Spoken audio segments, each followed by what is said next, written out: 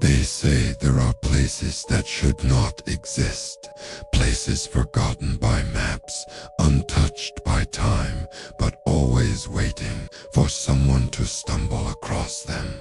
Travelers tell each other in half-whispered tales that if you walk far enough into the wrong forest, down the wrong road, on the wrong night, you might find yourself standing before the Ashwood House, and if you enter it, you will never leave the same. Elias was a man who lived no one, a drifter. He carried little more than a worn satchel, an old coat, and the dull ache of hunger that had followed him for days. When the dirt road he walked began to bend into thick trees, he didn't notice at first. The forest grew dense, suffocating, until the night swallowed even the stars. He thought he was lost until he saw it, a lantern, faint, swaying in the distance. He followed the glow until the trees parted, and there it stood. The inn was tall and narrow, its windows glowing with warm amber light.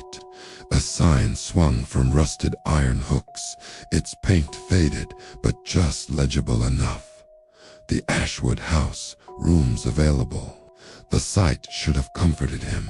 Shelter meant safety, food, warmth, yet his stomach nodded. Something about the place felt wrong. The inn leaned, as if straining to listen. Its roof sagged, though no storm battered it, and though the trees rustled faintly, the air was utterly still. Still, exhaustion won over fear. Elias climbed the porch steps. The wooden boards groaned under his boots, a sound too sharp, like a warning. He hesitated, then pushed open the door. Inside, warmth wrapped around him. Firelight danced in the hearth. Velvet chairs lined the parlor, untouched by dust, or where the air smelled faintly of bread and candle wax. Behind the counter stood a woman. She wore a long gray dress, her hair pinned neatly. Her smile seemed kind, but her eyes too bright, too unblinking, made his throat dry. "Welcome," she said. "You must be tired." Elias nodded slowly. Yes, I've been walking for days." "Then rest," she replied. "A room is ready, but I haven't." He fumbled at his satchel. "I can't pay much. There is no charge," she interrupted, voice soft but firm. "Here, everyone is welcome. All we ask is that you stay one night." The way she said it chilled him, though he didn't know why. Still, weariness drowned out his unease. She slid a heavy brass key across the counter. "Room 6, Elias picked it up. The metal was ice cold, though the fire blazed only feet away. He signed the guest ledger. The ink spread unnaturally thick across the page, bleeding until his name was nearly illegible. He turned the book toward himself to read, but the names above his own were blurred, as if the paper had tried to swallow them whole. The woman's smile did not move, did not falter. "Sleep well." The hallway stretched too far. Elias counted steps, but the corridor seemed to bend, elongate, swallowing distance. Carpets swirled with looping patterns that tugged at his eyes. Doors lined the walls, some numbered, some blank, some scratched with symbols he did not recognize. At last he found room 6. Inside, it was perfect. A bed neatly turned down, sheets white as bone.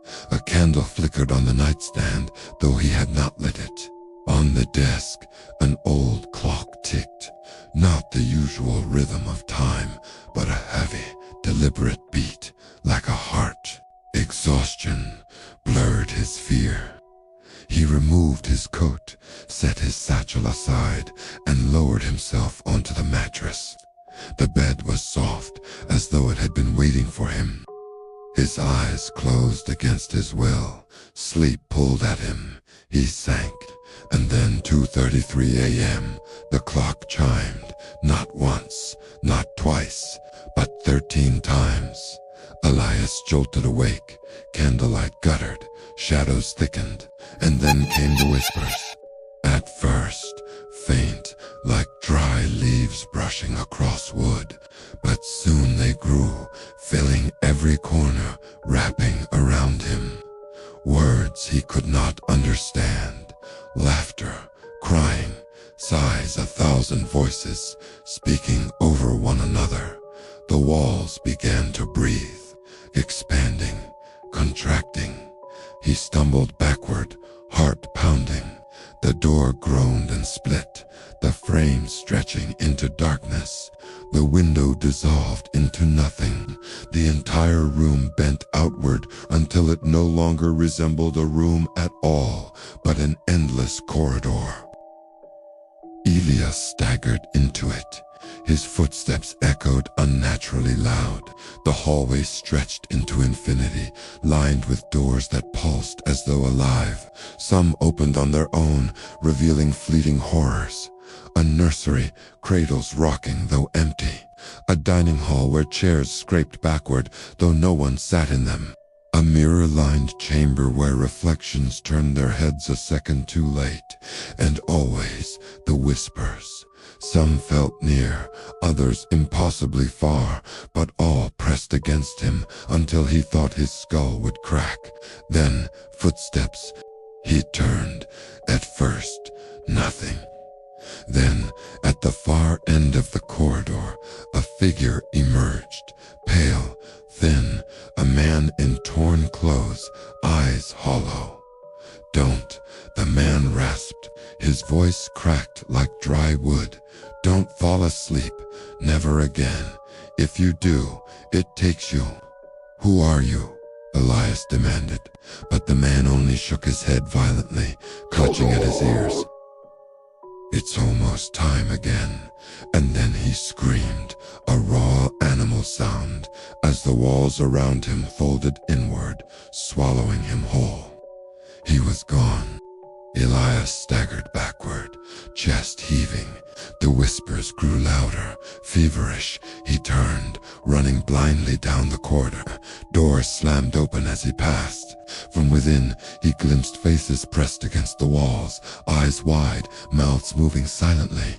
Guests who had once stayed here. Guests who had never left. Time lost meaning. The corridor looped endlessly, twisting back upon itself. Sometimes Elias swore he passed room 6 again, though the number flickered, changing each time room 9, room 12, room infinity. And then, without warning, he burst into a great hall. A banquet stretched before him, dozens of tables laden with food that steamed and smoked though untouched. And seated at the tables were people. At first, relief flooded him. Other guests, survivors. But as he approached, his hope curdled. They were motionless, their skin gray, their eyes glassy. Forks halfway to mouths that would never chew. Every one of them frozen mid-action, as though life had been paused. At the head of the table sat the woman from the counter. Her eyes gleamed. "You shouldn't wander," she said calmly. "Your room was prepared." "What is this place?" Elias demanded, though his voice trembled. She smiled faintly. "A resting place. All who come here rest, one way or another." Elias shook his head. "No, this is wrong. These people, they're dead. Not dead," she corrected softly. "Changed. The house keeps them. Each night at 2:33, it feeds. Each night, it reshapes. No one sleeps here twice, because no one wakes." The same her words twisted through him. "Run, if you wish," she said. "But you will always return. The Ashwood House does not let go." And with that, every frozen guest at the banquet turned their heads toward him, eyes wide, mouths splitting into identical, empty smiles. Elias ran, the hall shattered into corridors. corridors into staircases, stairs into voids. He could not tell if he was climbing, falling, or both. His breath tore from his lungs. Behind him, the whispers grew louder until they were nearly screams. Stay, stay, stay. Doors swung open around him. He glimpsed versions of himself within them, one lying lifeless on the bed of room 6, one scratching madly at the walls, one seated at the banquet table with food rotting before him. No, he gasped, that's not me. That's not me. But the house disagreed. At 2:33 once again, the corridor bent sharply. He stumbled into a final chamber. It was his room, room 6, the bed still turned down, the candle still burning, the clock still ticking, waiting. He staggered backward, realizing the truth. The inn was a trap, a loop. Every guest wandered until exhaustion broke them, until they lay back down in the bed that had been prepared for them, and then the house claimed them. Elias clutched at his head, fighting the pull of sleep. His eyelids sagged, the whispers hissed, shadows stretched, reaching. The clock ticked louder. No, he whispered, I won't sleep. But the bed breathed softly, like lungs exhaling, waiting for him. And in the last flicker of candlelight, Elias understood the rule. No one sleeps twice in the Ashwood House, because after the first night, you are no longer you. The candle went out, and the clock struck 2:33 a.m.